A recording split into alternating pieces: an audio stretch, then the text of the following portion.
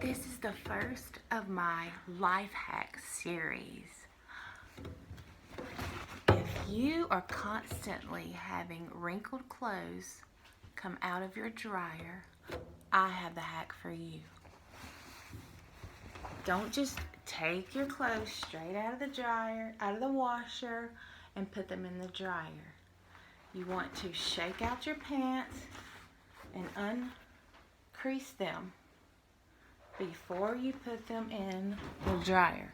Because if you put them in like this, then all these little wrinkles are going to show up. Shake them out. Straighten them out. And then put them in the dryer. Okay, make sure you put them in the dryer like this.